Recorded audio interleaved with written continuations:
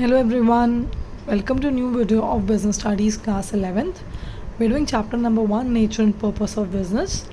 In this chapter, we've already done a lot of things, and today we'll be talking about the last topic, that is classification of business activity. In the previous video of this topic, we've talked about industry and the various segments under industry. So in today's video, we'll be talking about commerce. Now what do you mean by commerce? Commerce is basically nothing but a backbone to industry. How come it is a backbone to industry. जो भी industrial सामान होता है उसका basic idea, उसके पीछे की services सारी वो कॉमर्स प्रोवाइड करता है. ठीक है. सो कॉमर्स में दो चीज़ें आती हैं, trade and the auxiliaries to trade. Let's see what you mean by trade. Trade में होते हैं दो चीज़ें. Trade is exchange of goods, exchange of services, exchange of goods for the goods, exchange of goods for money, exchange of services etcetera. All this comes under trade. लेन देन कहते हैं जिसको बेसिकली हम लोग. ठीक है. इंडस्ट्री में क्या आता है? इंडस्ट्री में आता है सामान बना कैसे, सामान को लेना देना कैसे और कहाँ से लेना देना है, वो आता है कॉमर्स में. फॉर एग्जांपल इंडस्ट्री में आएगा ये पेन हमने कैसे बनाया. ठीक है. जैसे हमने बनाया पेन सेकेंडरी इंडस्ट्री में आया, सेकेंडरी मैन्युफैक्चरिंग में आया, मैन्युफैक्चरिंग इंडस्ट्री में अगर देखते हैं तो ये पेन आया प्रोसेसिंग इंडस्ट्री में. ठीक है. पेन तो बन गया. अब पेन को हमने इंडिया में बेचना है, बाहर बेचना है, कैसे बेचना है, कैसे जाएगा ये दूसरी स्टेट तक, उसमें हमें जब हमने ये पेन बनाया हमें कॉस्ट कितनी लगी, हमें पैसा कहाँ से चाहिए, सब कॉमर्स में आता है. ठीक है. तो पहले आता है trade and then we have auxiliaries to trade. तो कमिंग टू ट्रेड, ट्रेड में दो चीज़ें हैं, internal trade and external trade. Internal trade का मतलब होता है which is within the geographical boundaries of the country. अगर हम इंडिया में सामान बेच रहे हैं, खरीद रहे हैं, इसको होता है इंटरनल ट्रेड. अगर इंडिया के बाहर जा रहे हैं, outside the geographical boundaries of the country, it is called external trade. Internal trade में we have two things. One is called the wholesaler, the other is called the retailer. Wholesaler क्या होता है? जो बल्क में सामान बेचता है या खरीदता है. Anybody who will buy or sell things in bulk quantity, it is called a wholesaler. Whereas a retailer is the one which will sell quantity in small units, small quantities. It will sell in small quantities. Wholesaler कौन है? Which will buy or sell pens, 1000 pens, 5000 pens together. Retailer will sell 1 pen or 2 pen or 10 pen maximum each. Okay. Coming to external trade, we have 3: import, export and interport.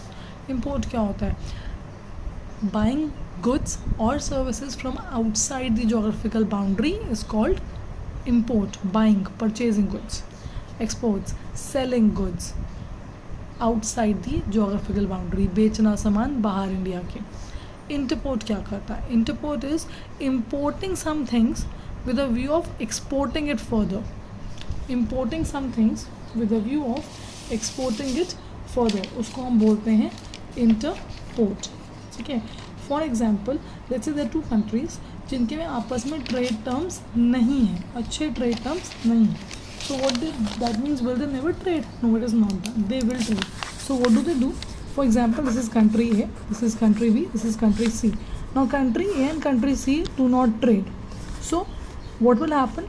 Now country B will import from country A and will export it to country C. So what is B doing? It is interporting, and in that it earns money. Okay. Then we have auxiliaries to trade. Auxiliaries का मतलब होता है add, एक तरह से एक backbone, support system जो provide करते हैं ये लोग इस ट्रेड के लिए. क्या सपोर्ट है? बैंकिंग.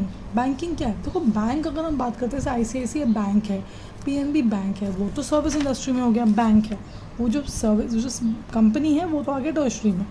लेकिन जो सर्विस है बैंकिंग, ये क्या करती है? It removes your obstacles of credit. पैसे की तंगी दूर करती है ना हमारी. अगर मुझे पेन बनाना है, मेरे पास पैसे नहीं है मशीन खरीदने के, तो बैंकिंग की वजह से मुझे लोन मिलेगा. अगर ये सर्विस ना होती बैंकिंग तो लोन नहीं मिलता मुझे. तो banking removes the hindrance of credit. Transportation removes the hindrance of place. एक जगह से दूसरी जगह सामान पहुंचाने की सर्विस को हम बोलते हैं ट्रांसपोर्टेशन. जो कंपनी ट्रांसपोर्ट कर रही है वो आएगी टर्शरी इंडस्ट्री में. Third we have insurance. Insurance removes the hindrance of risk, uncertainty. Loss हो गया तो, प्रॉब्लम हो गई तो, एक्सीडेंट हो गया तो, ये वाले.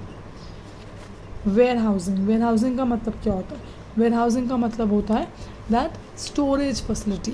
तो जिस कंपनी की स्टोरेज फैसिलिटी है वो तो टर्शरी इंडस्ट्री में आ गई, लेकिन the storage facility as such removes the hindrance of time, time की हिंड्रेंस रिमूव करती है, ठीक है। टाइम की कैसे, अब हमारे को अभी नहीं यूज़ करना, 3 महीने बाद सामान यूज़ करना है, तो warehousing removes the hindrance of time.